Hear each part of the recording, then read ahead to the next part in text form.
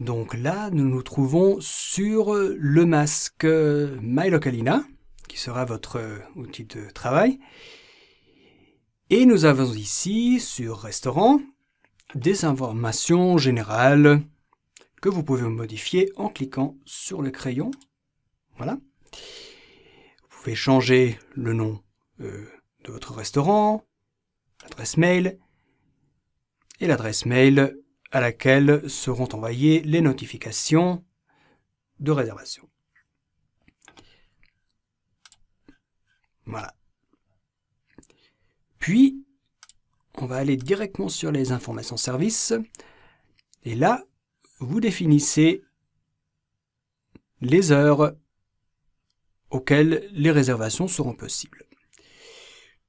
On va cliquer sur le crayon. Voilà.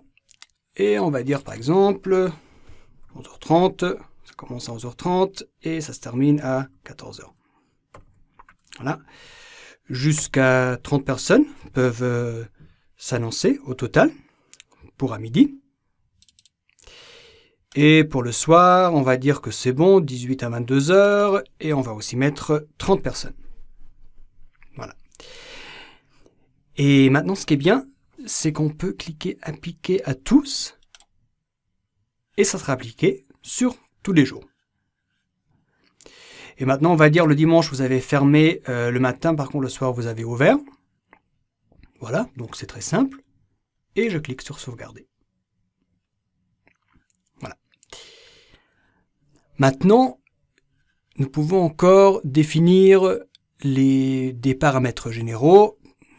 Par exemple, le nombre de personnes. Mais d'abord, je dois cliquer sur éditer. Voilà.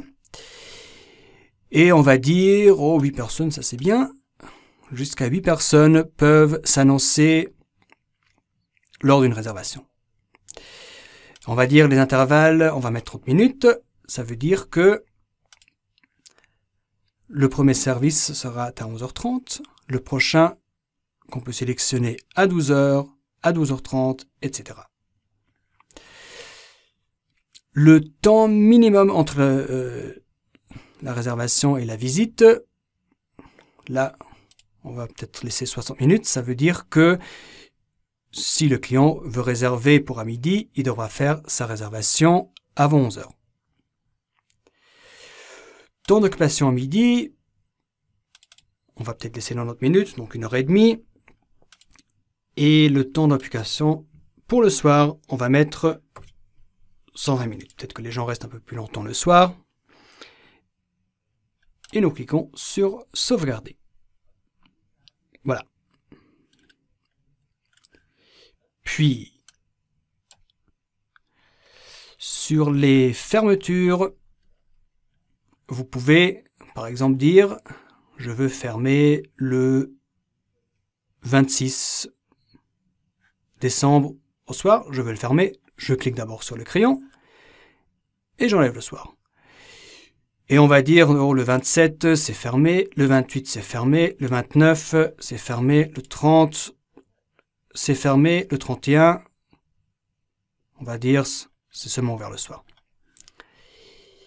Et je clique sur sauvegarder. Et voilà. Et on peut aussi changer le mois. On peut aller jusqu'en 2020, 2021. Vous pouvez déjà tout définir à l'avance. Bien. Puis, très important, les intégrations.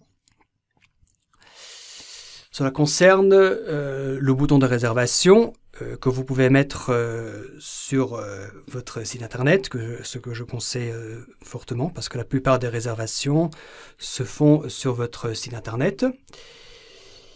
Et pour modifier le bouton, c'est très simple. Vous avez là par exemple réserver maintenant, mais je peux aussi dire réserver une table.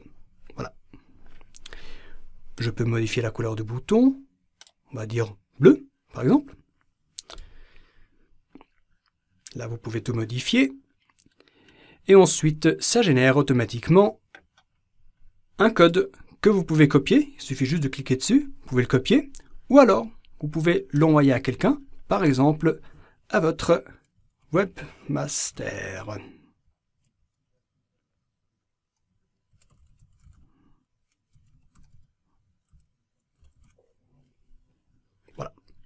et je l'envoie. Je vous montre comment vous pouvez intégrer le bouton de réservation sur votre site Facebook.